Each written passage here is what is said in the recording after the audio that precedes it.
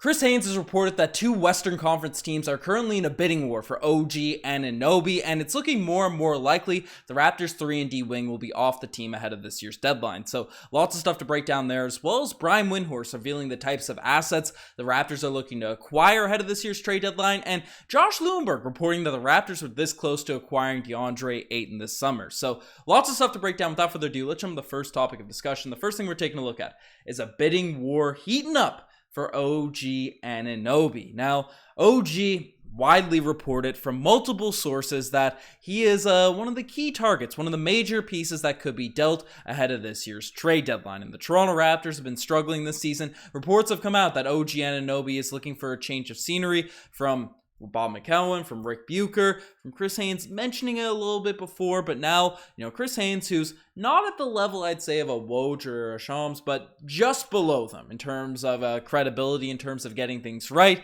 with his reports and analysis, he has come out today and dropped some bombs regarding OG and Anunoby. Basically, in his podcast, coming out and saying that according to Chris Haynes and Mark Stein, they did a podcast together, saying that the Pelicans and the Grizzlies are both doing their best to land the 25-year-old OG.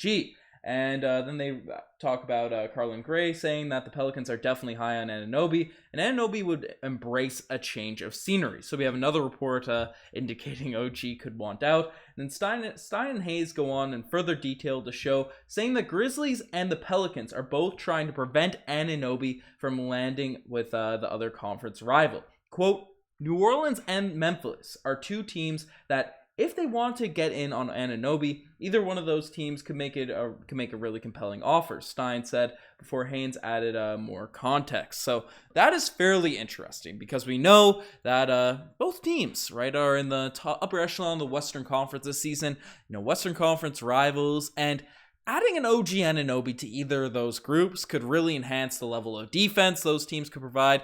And, three-point shooting, OG's healthy. He can be an integral role piece to a team that has championship aspirations. And as Haynes and Stein went on to say, both of those squads have a lot of assets they could send back to the Toronto Raptors, whether it be unprotected draft picks, whether it be young players, right? You can look at John Conchar, you can Aldama from the Memphis Grizzlies, Zaire Williams as well, who could be a piece that, bigger guy the Toronto Raptors could be interested in picking up. Or on the Pelican side of things, right? Jose Alvarado, Herb Jones, Trey Murphy, right? Dyson Daniels. You could go on with the types of names and picks that the Pelicans have on that squad. So if there's a bidding war between two teams out there in the league, and teams are looking to add draft capital and trying to keep the other squad from landing a star wing, then those are two teams you'd be happy to be going up against each other if you're the Toronto Raptors trying to get a lot of value back. And as it's been reported, the Phoenix Suns are also a team that's highly in the mix for OG. The Knicks are having a strong season this year and are looking for a piece to put them over the top a little bit. So there's a lot of teams out there potentially vying their way for OG and Anunoby. And the second part of this report from Haynes basically saying it's looking more and more likely that OG wants out. And it's hard to duck it at this point, as the OG homer I am, whether he's traded or not, OG and Anunoby will remain one of my favorite players in the NBA. Another report is basically coming out, his quote saying that OG's likely going to be dealt. Now, we've heard multiple sources that he kind of wants out, a change of scenery, right, is looking for a bigger role, not just in recent weeks, but in previous seasons, this offseason as well. So it's, where there's this much smoke, it's too surprising to say that there wouldn't be a fire there with OG potentially wanting out. Then you have Phoenix Suns reporters saying that the Raptors don't even want to keep his contract on long term. I think that's just some beat reporters trying to devalue OG's open market value. But I don't know. It looks like a deal will end up going down between the Raptors and OG. These similar teams came to play, as we discussed in yesterday's video. The Pelicans, the Grizzlies, the Suns, and the Knicks seem like the four teams that a deal could likely go to. The Nuggets and Blazers being sort of wild cards. But let me know what team you guys would like to see OG, a package for OG go out, and what you'd like to see in return in the comment section below. And we do have a little interesting update, a little news regarding our sponsor, Coolbet, who are a sportsbook regulated in Ontario, available all across Canada, and they got some really interesting bets for you guys to sort of bet on. And one of them is this LeBron James. I've seen a few people on our Discord be interested in this, but basically, obviously LeBron James is very close to setting the NBA's franchise or NBA record in terms of scoring points. And Coolbet, you're allowed to bet on these things with the Coolbet app. Basically, how will LeBron break the season scoring record? A 2-point field goal, a 3-point field goal, a free throw, right? LeBron's, will it be assisted? Yes or no? And they have these bets sort of going all over the place, coming in and out,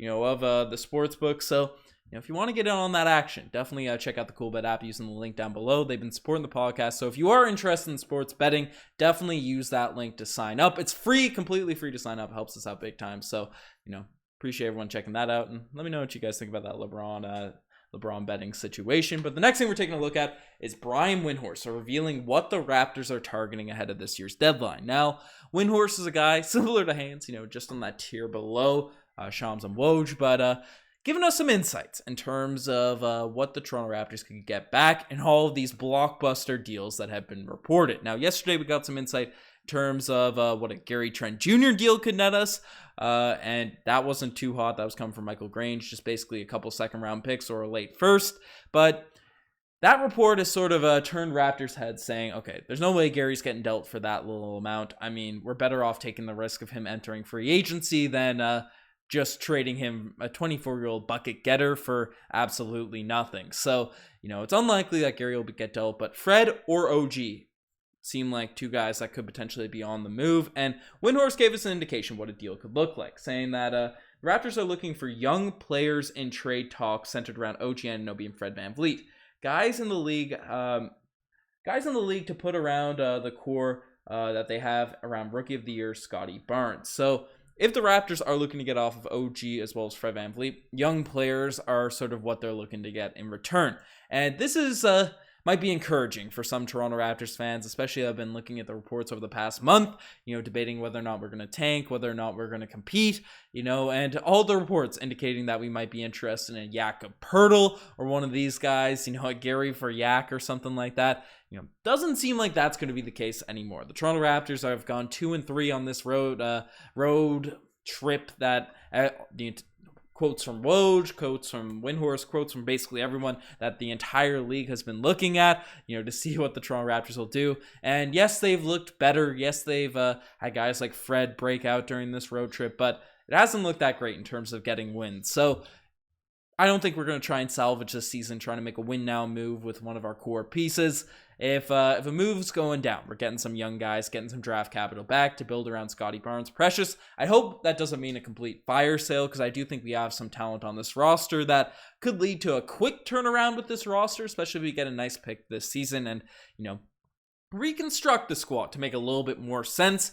But so that's basically what Brian Windhorst is saying on this front. But, a guy that would be younger and mix of a win now and sort of younger core move is DeAndre Ayton, as report has come out that the Raptors almost acquired DeAndre Ayton this summer via a sign and trade. And we heard all the reports, all the smoke, all the speculation this summer regarding the Raptors potentially landing DeAndre Ayton in a sign and trade. He ended up signing that offer sheet with the Indiana Pacers, got matched by the Phoenix Suns, and he was brought back to Phoenix. Things haven't been sunshine and rainbows down there in Phoenix. They've had a mid-season, they had a brutal loss last night. So it's if a DeAndre Ayton package is still fences haven't been mended, which a lot of people speculate hasn't been the case. The Toronto Raptors have a team that have previously inquired about DeAndre Ayton, according to Josh Bloomberg, saying that Toronto was close to acquiring DeAndre Ayton from Phoenix in a sign and trade last summer, according to a source. Perhaps there's a deal to be made with the Suns, who are said to be one of Anunoby's many suitors. The Pacers center Miles Turner, who just signed an extension but is still eligible to be traded, would also check off a few boxes in terms of shot blocking, floor spacing, as a big man. But I'm going to write off the Miles Turner talk, just given the fact that he signed that extension. I don't think the Pacers would have done that if he wasn't. Maybe that could up his trade value. Who really knows? But DeAndre Ayton is a guy that sort of fits what Windhorst just mentioned, right? Not super, super young, but a younger player in the NBA that has room to grow, room for potential, that would fit nicely around the Scotty Barnes timeline. Would be a legitimate center that we could run. I've seen a few people in the comment section not be that interested in DeAndre Ayton, but you can't deny that he has put up some solid stats, right? This season, 18 points per game, 10 rebounds, 2 assists, shooting 57%, 58% from the field, right? Not the greatest he's a decent positional defender and stuff, but not a crazy shot blocker, but would be a nice guy to just have on the squad and have as your starting center while we develop Christian Koloko. And if we need a more mobile defender out there, drum up the propaganda, let it loose, right? Let Precious Achiuwa run with the squad. But, I think DeAndre Ayton would fit our team nice, especially if it wouldn't take that much to get him, given everything that's gone on with the Phoenix Suns. So let me know what you guys think about the fit of DeAndre Ayton. But the final thing we're taking a look at in this video is a Kyle Lowry trade update.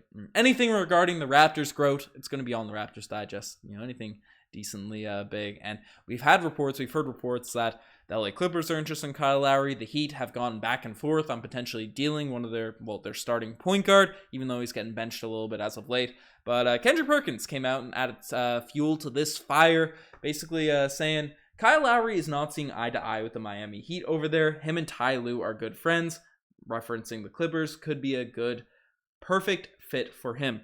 And we all know, looking back to the LeBronto era, Kyle Lowry asking Ty Lue for advice during his struggles against the Cleveland Cavaliers. It was a dark era for Toronto Raptors basketball. But, I'd hate to see Kyle Lowry at the Clippers. I don't care. Send him to any other team. I don't want to see him in the white, blue, and red. That's my take. As cool as it would be to see the reunion of Kawhi, Norman Powell, the squad. Not with LA. Not with the LA Clippers. My disdain for that team, I don't want to see it happen. And Kyle Lowry, even though this season he has been having a down year, right? 12 points per game, 5 assists, 4 rebounds, right? 33% from the three-point line. I don't care. I just don't want to see him in that jersey. That would make me sick to my stomach. Kyle Lowry is one of my favorite players of all time. Going to one of my least favorite teams. Gross. But folks, you guys are the best to make it this far. Subscribe to the channel if you want to stay up to date with everything regarding the Toronto Raptors. And appreciate you guys making this far in the video. Anyways, I'm signing out. Cheers.